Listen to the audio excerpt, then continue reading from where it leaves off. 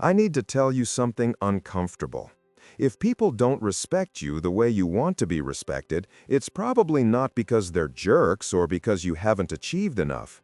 It's most likely because you're making one or more of 5 specific mistakes that destroy respect before you even realize what's happening. I know this because I made all 5 of these mistakes for years. I was competent, hardworking, nice to everyone, but I couldn't figure out why people didn't take me seriously. Why I'd speak up in meetings and people would barely acknowledge what I said. Why colleagues would dismiss my ideas. Why I kept getting passed over for opportunities. I thought maybe I wasn't smart enough or impressive enough. Then someone I respected pulled me aside after a meeting and something that changed my life. Can I be honest with you? You undermine yourself constantly. People want to respect you, but you make it impossible. That conversation forced me to look at my behavior honestly, and I realized I was doing 5 things multiple times every day that were destroying any chance of being respected. These weren't big, dramatic failures. They were subtle patterns of behavior that communicated, I'm not someone worth taking seriously. Once I identified these 5 mistakes and eliminated them one by one, everything changed. Within 3 months, people were treating me completely differently. Same job, same skills, same person, but I'd stopped sabotaging myself. What I'm about to share with you are the 5 specific mistakes that destroy respect. If you're doing even one of these, you're severely limiting how much respect people can have for you regardless of your actual competence. The hard truth is that respect isn't primarily about what you achieve. It's about how you carry yourself. You can be the most capable person in the room, but if you're making these mistakes, people won't respect you. And you can be average at your job, but if you avoid these mistakes, people will respect you significantly more than your competence alone would warrant. This isn't about being fake or playing games. It's about recognizing behaviors that signal weakness, insecurity, or unreliability, and replacing them with behaviors that signal strength, confidence, and dependability. Most people have no idea they're making these mistakes. They're unconscious patterns learned over years. But once you see them, you can't unsee them. And once you stop doing them, you'll be shocked at how differently people treat you. Mistake 1: treating your opinions like they're up for debate when you're stating facts or decisions. Listen to how you speak. Do you turn statements into questions? We could maybe try this approach. I think this might be the right direction. Adding question marks to statements or using tentative language when you should be direct destroys respect instantly. You're asking permission for your own thoughts. You're inviting people to dismiss you. Compare that to, this is the approach I recommend, and here's why. Same content, completely different energy. One signals uncertainty and weakness. The other signals confidence and clarity. I watched this play out in a meeting last week.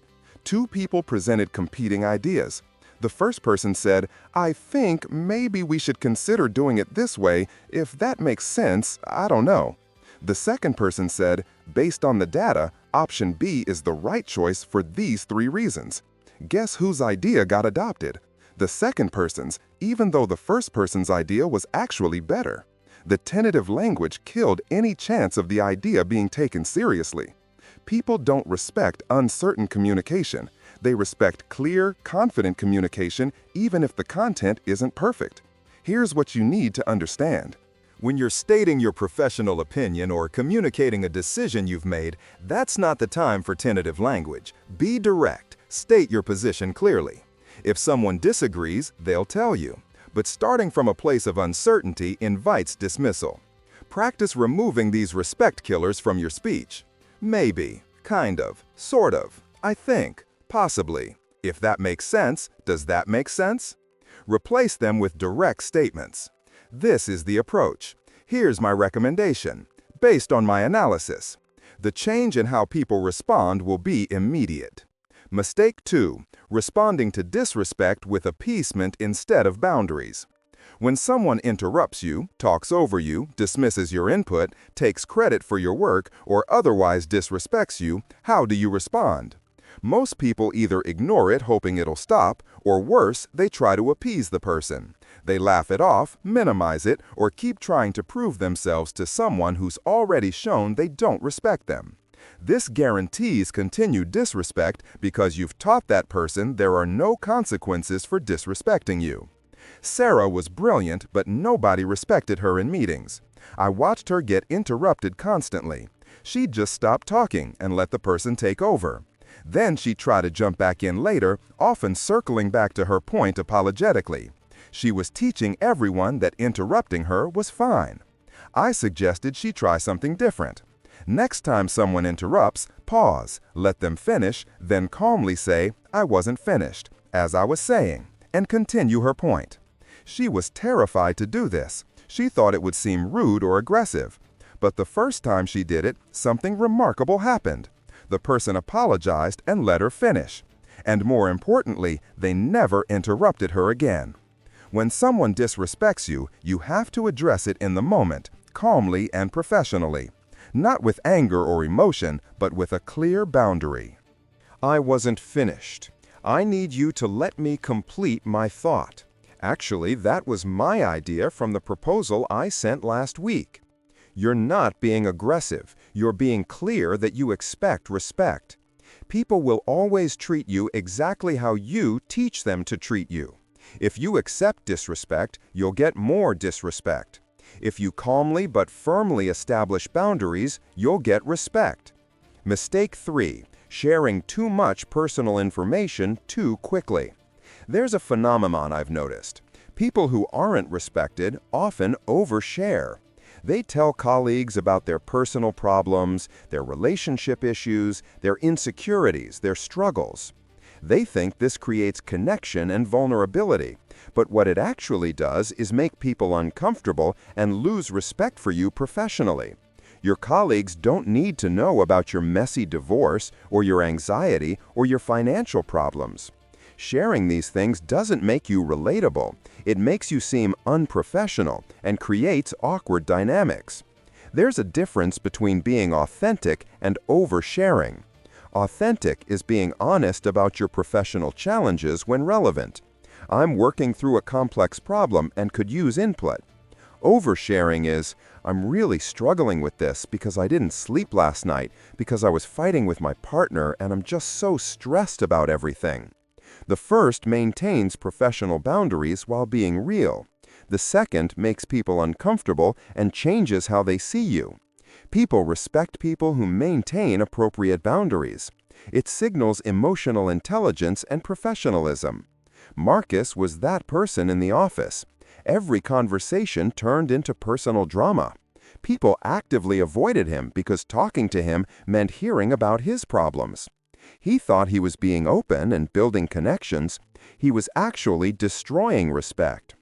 When he learned to keep personal and professional separate, maintaining friendly but boundaried relationships at work, people started treating him differently. They sought his input more. They took him seriously. He seemed more stable and competent simply because he stopped making everyone his therapist. Mistake 4. Constantly volunteering yourself for low-status tasks. Taking notes in every meeting. Always being the one to set up or clean up. Jumping to do administrative tasks that aren't your job. You think you're being helpful and showing you're a team player, but you're actually positioning yourself as support staff rather than a peer or leader. People respect people who guard their time and energy for high-value work. When you're always doing the low-status tasks, that's the status people assign you. This doesn't mean never help with setup or notes. It means being strategic. If taking notes prevents you from fully participating in the discussion, don't volunteer. If you're always the one doing the admin work while others are doing strategic work, you're teaching people you're the admin person. People respect people who focus their energy on high-impact contributions. Notice who gets respected in your organization. They're not the people always volunteering for low-status tasks. They're the people who contribute in strategic, high-visibility ways and occasionally help with other things. Jennifer was stuck at the same level for years. She was always the first to volunteer to take notes, coordinate logistics, do admin work.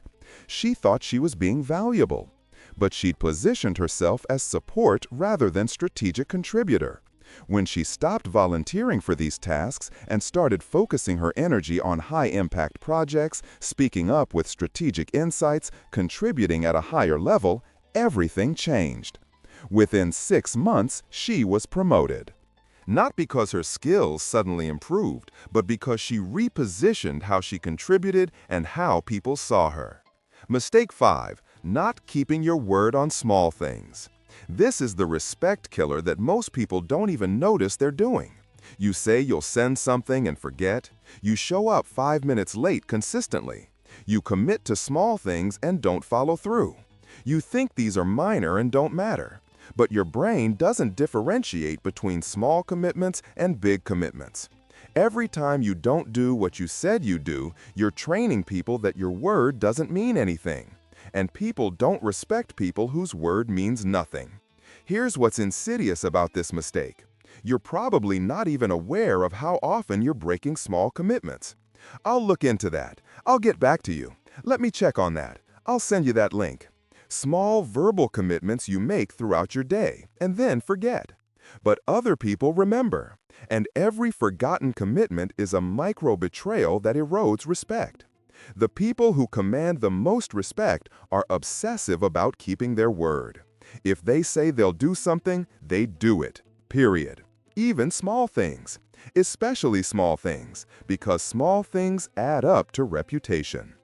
David was talented but couldn't figure out why people didn't fully trust or respect him. He was reliable on big projects but flaky on small commitments. He'd say he'd send information and forget. He'd be 10 minutes late to meetings regularly. He'd commit to small favors and not follow through. Each instance seemed minor to him. But over time, people learned they couldn't really count on David. When a major leadership opportunity came up, he wasn't considered. Not because he couldn't do the work, but because people didn't fully trust him. His pattern of broken small commitments had created a reputation of unreliability. The fix is simple, but requires discipline. Before you commit to anything, pause and ask yourself, will I actually do this? If you're not sure, don't commit. Say, let me check my capacity and get back to you. But if you do commit, treat it as non-negotiable. Put it in your task system immediately. Follow through even if it's inconvenient. Show people your word means something. This one habit will set you apart more than almost anything else because most people are casually unreliable. Being someone who actually does what they say they'll do makes you stand out dramatically. Let me show you what happens when you eliminate all 5 mistakes. Michael was a mid-level employee who felt invisible, competent at his job, but not respected or given opportunities. We talked through these 5 mistakes, and he realized he was making all of them. He used tentative language constantly. He accepted disrespect without boundaries. He overshared personal information. He always volunteered for low-status tasks, and he was inconsistent about keeping small commitments. Over 2 months, he systematically eliminated each mistake. He started using direct, confident language when stating opinions and decisions. When someone interrupted him, he calmly but firmly said, "I wasn't finished," and continued. He stopped sharing personal problems at work and kept conversations professional but friendly. He stopped volunteering for admin tasks and focused his energy on high-impact strategic work.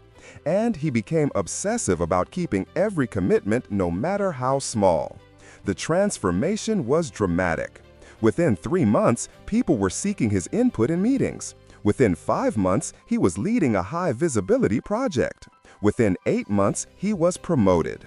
His actual skills and work quality hadn't dramatically changed, but how people perceived him had completely transformed because he stopped doing the things that destroyed respect.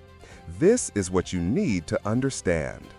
If people don't respect you, it's almost certainly not because you're not good enough or accomplished enough. It's because you're unknowingly signaling that you don't respect yourself. People take their cues from you. If you speak tentatively, they'll treat your opinions as tentative. If you accept disrespect, they'll continue disrespecting you.